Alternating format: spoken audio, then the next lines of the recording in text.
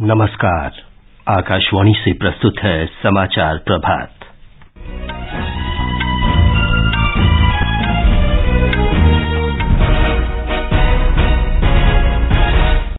प्रधानमंत्री नरेंद्र मोदी और अमेरिका के राष्ट्रपति जो बाइडेन ने भारत अमेरिका व्यापक वैश्विक कार्यनीतिक भागीदारी पर संतोष व्यक्त किया।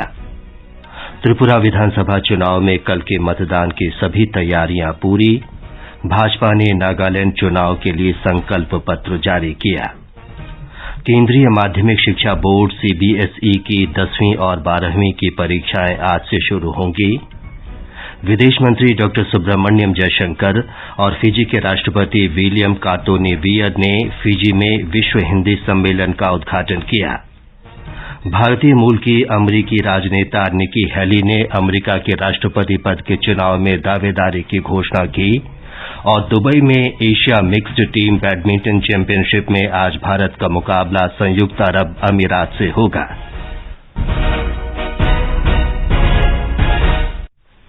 समाचार प्रभात के साथ मैं विमलेंदु पांडे। प्रधानमंत्री नरेंद्र मोदी और अमेरिका के राष्ट्रपति जो बाइडेन ने भारत अमेरिका व्यापक वैश्विक कार्यनीतिक भागीदारी पर संतोष व्यक्त किया है। दोनों नेताओं ने टेलीफोन पर बातचीत की और एयर इंडिया तथा बोइंग के बीच ऐतिहासिक समझौते का स्वागत किया। इस समझौते से दोनों देशों में रोजगार के नए अवसर उपलब्ध होंगे। एक रिपोर्ट। प्रधानमंत्री नरेंद्र मोदी ने बोइंग और अन्य अमेरिकी कंपनियों को भारत में बढ़ते नागरिक उड्डयन क्षेत्र के कारण उत्पन्न होने वाले अवसरों का उपयोग करने के लिए आमंत्रित किया। दोनों नेताओं ने हाल ही में वाशिंगटन में महत्वपूर्ण और उभरती प्रौद्योगिकियों को लेकर पहली बैठक का स्वागत किया। प्रधानमंत्री मोदी और अमेरिका के राष्ट्रपति आपसी संबंधों को मजबूत करने पर सहमत हुए और भारत में चल रही G20 अध्यक्षता के दौरान एक दूसरे के संपर्क में रहने पर भी सहमति व्यक्त की। समाचार कक्ष से फरहत नाज। प्रधानमंत्री नरेंद्र मोदी ने विश्वास व्यक्त किया है कि आगामी वर्षों में भारत विमानन क्षेत्र में तीसरे सबसे बड़े वैश्विक बाजार के रूप में उभरेगा। उन्होंने कहा कि मेक इन इंडिया और मेक फॉर द वर्ल्ड की परिकल्पना से एयरोस्पेस विनिर्माण क्षेत्र में नए अवसर बन रहे हैं। उन्होंने कहा कि भारत विमानन क्षेत्र के लिए अनुरक्षण का बड़ा केंद्र बन सकता है। यह महत्वपूर्ण डील भारत और फ्रांस के गहराते संबंधों के साथ साथ भारत के सिविल एविएशन सेक्टर की सफलताओं और आकांक्षाओं को भी दर्शाती है। हमारी रीजनल कनेक्टिविटी स्कीम उड़ान के माध्यम से देश के सुदूर हिस्सों की एयर कनेक्टिविटी से जुड़ रहे हैं, जिससे लोगों के आर्थिक एवं सामाजिक विकास को बढ़ावा मिल रहा है। एयर इंडिया और एयरबस के बीच समझौते पर फ्रांस के राष्ट्रपति इमैनुअल मैक्रों के साथ एक वर्चुअल बैठक में श्री मोदी ने कहा कि नागरिक उड्डयन देश के विकास में महत्वपूर्ण भूमिका निभा रहा है। फ्रांस के राष्ट्रपति इमैनुअल मैक्रों ने एयरोस्पेस क्षेत्र में साझेदारी के लिए भारत को बधाई दी। विदेश मंत्री डॉ सुब्रमण्यम जयशंकर और फिजी के राष्ट्रपति विलियम कातोनी-वियर ने आज फिजी के नादी में 12वें विश्व हिंदी सम्मेलन का उद्घाटन किया। भारत और फिजी संयुक्त रूप से सम्मेलन का आयोजन कर रहे हैं। इस अवसर पर विदेश मंत्री डॉ जयशंकर ने हिंदी के प्रसार पर जोर दिया। विश्व हिंदी सम्मेलन जैसे आयोजन में स्वाभाविक है कि हमारा ध्यान हिंदी भाषा के विभिन्न पहलुओं, उसके वैश्विक उपयोग और प्रचार प्रसार पर रहे। हम फिजी और प्रशांत क्षेत्र तथा गिरमिटिया देशों में हिंदी की स्थिति और आईटी, आर्टिफिशियल इंटेलिजेंस, सिनेमा और साहित्य के हिंदी पर प्रभाव जैसे कई मुद्दों पर चर्चा करेंगे।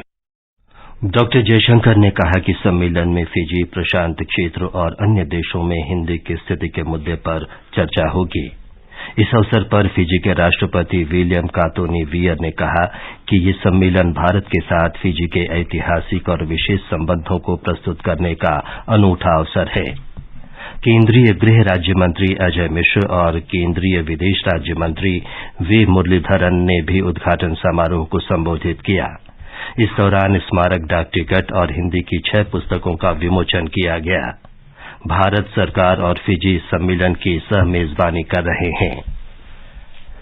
विदेश सचिव विनय मोहन क्वात्रा 2 दिन की यात्रा पर आज बांग्लादेश आएंगे। इस दौरान वे बांग्लादेश के विदेश सचिव के साथ राजनीति और सुरक्षा, जल, व्यापार और निवेश तथा ऊर्जा सहित द्विपक्षीय संबंधों की व्यापक समीक्षा करेंगे। उनकी ये यात्रा भारत की पड़ोसी प्रथम नीति के अंतर्गत हो रही है। रक्षा मंत्री राजनाथ सिंह ने कहा है कि एयरो स्पेस क्षेत्र में संपूर्ण आत्मनिर्भरता हासिल करने के लिए एयरो इंजन का स्वदेश में निर्माण समय की मांग है। बेंगलुरु में कल एयरो इंडिया रक्षा अनुसंधान और विकास संगठन के सेमिनार में उन्होंने कहा कि रक्षा मंत्रालय इस संबंध में काम कर रहा है। रक्षा मंत्री ने कहा कि आवश्यक और उन्नत हथियारों की स्वदेशी डिजाइन और विकास के लिए संगठन जल्दी ही तेजी से काम करेगा। सरकार ने युवा उद्यमियों के लिए विभिन्न प्रोत्साहनों की घोषणा करते हुए देश में स्टार्टअप संस्कृति को बढ़ावा देने की कई पहल की है। बेंगलुरु में चल रहे एयरो इंडिया शो ने विमानन क्षेत्र में विभिन्न स्टार्टअप के लिए नया मंच प्रदान किया है। रो स्पेस एयरोटेक के संस्थापक और सीईओ रोहित डे ड्रोन तकनीकी पर काम कर रहे हैं। उन्होंने भारत में स्टार्टअप संस्कृति पर अपने विचार साझा किए और बताया कि कैसे ये भारत को रक्षा उपकरणों के डिजाइन, विकास और उत्पादन में आत्मनिर्भर बनने में मदद कर रहा है। At Aero India, we are showcasing multi-systems and a lot of UAVs ranging from multi-rotors to fixed-wing and also nano-drones. In this Aero India drone segment, there are companies who have been showing their indigenous systems which can be used for various applications. The way we are expanding and the way technology is growing, I think we can definitely counter this and come in the worldwide pan production rate, and our way of working is quite advanced. ये समाचार आकाशवाणी से प्रसारित किए जा रहे हैं। Payment fail? लेकिन पैसे तो कट गए, गई मेरी मेहनत की कमाई। हो जाएगी भरपाई, चिंता मत कर मेरे भाई। अगर डिजिटल ट्रांजैक्शन फेल हो जाए और अकाउंट से पैसे कट जाए तो बैंक समय से पैसे लौटा देगा, वरना कॉम्पनसेशन का है प्रावधान। नहीं तो आरबीआई के ऑम्बुड्समैन को शिकायत करें आप।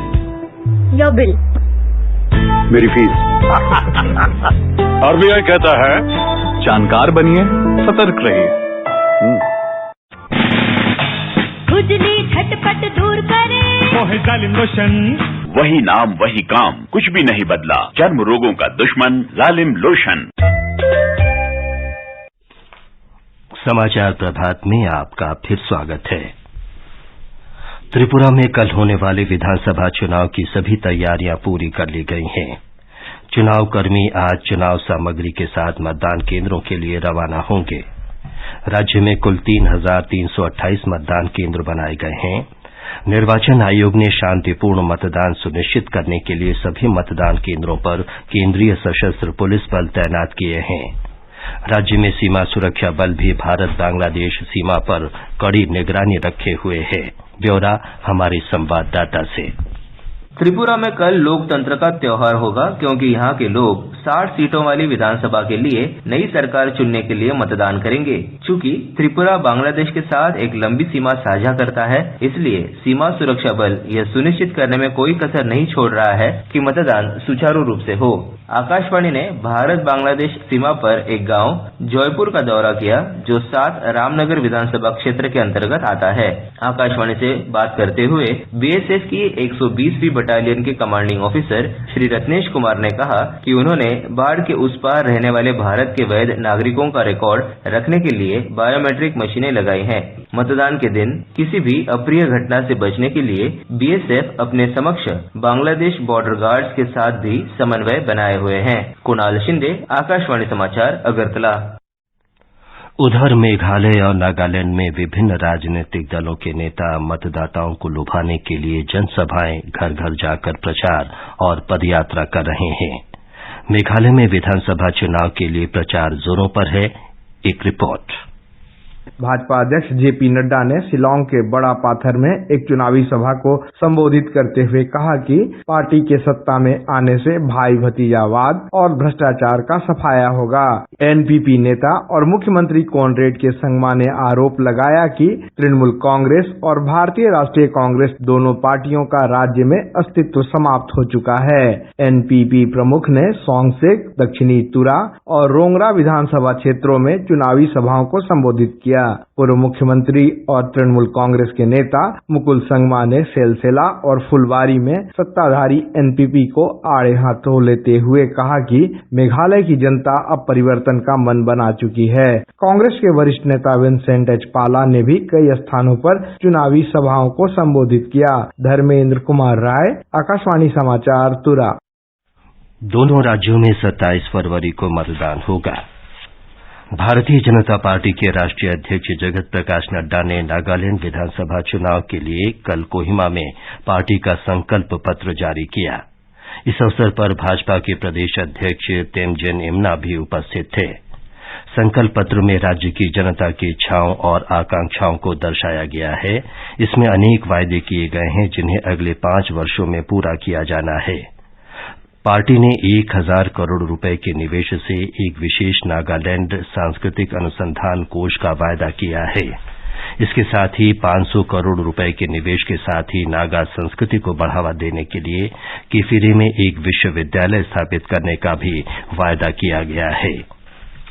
केंद्रीय माध्यमिक शिक्षा बोर्ड सीबीएसई की 10वीं और 12वीं की परीक्षाएं आज सुबह 10:30 बजे से शुरू होंगी।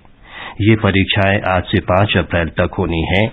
सीबीएसई ने कहा है कि जेईई मुख्य परीक्षा सहित अन्य प्रतियोगी परीक्षाओं के कार्यक्रम को ध्यान में रखते हुए ही 12वीं कक्षा की परीक्षा तिथियां तय की गई हैं। दक्षिण कैरोलिना की पूर्व गवर्नर और संयुक्त राष्ट्र में अमरीकी दूत निकी हेली ने अमरीका के राष्ट्रपति पद के लिए उम्मीदवारी की घोषणा की है। इस तरह वे पूर्व अमरीकी राष्ट्रपति डोनाल्ड ट्रंप को चुनौती देने वाली पहली रिपब्लिकन बन गई हैं। हेली ने एक वीडियो जारी कर कहा है कि ये नई पीढ़ी के लिए नेतृत्व का समय है।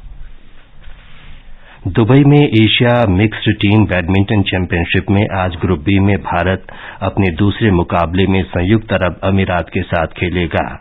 कल पीवी सिंधु और एचएस प्रणॉय की जोड़ी ने कजाकिस्तान को 5-0 से हराकर अपने अभियान की शानदार शुरुआत की। और अब समाचार पत्रों की सुर्खियों के साथ हैं निखिल कुमार। धन्यवाद विमलेंदु। बीबीसी कार्यालयों पर आयकर विभाग का सर्वेक्षण अखबारों की बड़ी खबर है। जनसत्ता की सुर्खी है, कर चोरी के मामले में बीबीसी के दिल्ली और मुंबई दफ्तरों में पहुंचे आयकर अधिकारी कंप्यूटर खंगाले। अमर उजाला लिखता है, वित्तीय अनियमितताओं को लेकर की गई कार्रवाई, कई नोटिसों का नहीं दिया था जवाब। अमेरिका के राष्ट्रपति जो बाइडेन, फ्रांस के राष्ट्रपति इमैनुअल मैक्रों और प्रधानमंत्री नरेंद्र मोदी की वार्ता पर राजस्थान पत्रिका का शीर्षक है, एयर इंडिया ने किया 470 विमानों का सौदा। एयरबस से 250 और बोइंग से 220 विमानों की आपूर्ति होगी। $70 अरब यानी 5,80,000 करोड़ रुपए की डील, इसी साल शुरू होगी डिलीवरी। राष्ट्रीय सहारा की सुर्खी है, केंद्रीय माध्यमिक शिक्षा बोर्ड सीबीएसई परीक्षाएं आज से, चैट जीबीटी पर रोक, परीक्षा के लिए 38,83,700 से अधिक परीक्षार्थी। उधर कल से शुरू होने वाले उत्तर प्रदेश माध्यमिक शिक्षा परिषद की परीक्षा पर पत्र का कहना है, यूपी में नकल करते पकड़े गए तो लगेगा रासुका। हिंदुस्तान के बिजनेस पेज की खबर है, थोक महंगाई घटकर 2 साल के न्यूनतम स्तर पर। जनवरी की थोक मुद्रास्फीति 4.73% रही। विनिर्मित उत्पादों और ईंधन के दाम घटे, 8 महीने से लगातार थोक महंगाई में आ रही है गिरावट। दैनिक जागरण का कहना है, किस्त देने में देरी पर जुर्माने से मिलेगी राहत। भारतीय रिजर्व बैंक लाएगा ड्राफ्ट गाइडलाइन, सभी पक्षों से ली जाएगी राय। वसूली एजेंट के बारे में कर्जदार को पहले ही देनी होगी सूचना। और जनसत्ता की खबर है, सिविल सेवा के अभ्यर्थी आवेदन वापस नहीं ले सकेंगे, संघ लोक सेवा आयोग ने जारी की अधिसूचना। अंत में मुख्य समाचार एक बार फिर। प्रधानमंत्री नरेंद्र मोदी और अमेरिका के राष्ट्रपति जो बाइडेन ने भारत अमेरिका व्यापक वैश्विक कार्यनीतिक भागीदारी पर संतोष व्यक्त किया। त्रिपुरा विधानसभा चुनाव में कल के मतदान की सभी तैयारियां पूरी। भाजपा ने नागालैंड चुनाव के लिए संकल्प पत्र जारी किया। केंद्रीय माध्यमिक शिक्षा बोर्ड सीबीएसई की 10वीं और 12वीं की परीक्षाएं आज से शुरू होंगी। विदेश मंत्री डॉ सुब्रमण्यम जयशंकर और फिजी के राष्ट्रपति विलियम कांतोनी वियर ने फिजी के नादी में विश्व हिंदी सम्मेलन का उद्घाटन किया और भारतीय मूल की अमरीकी राजनेता निकी हेली ने अमरीका के राष्ट्रपति पद के चुनाव में दावेदारी की घोषणा की। इसके साथ ही समाचार प्रभात का ये अंक समाप्त हुआ। नमस्कार।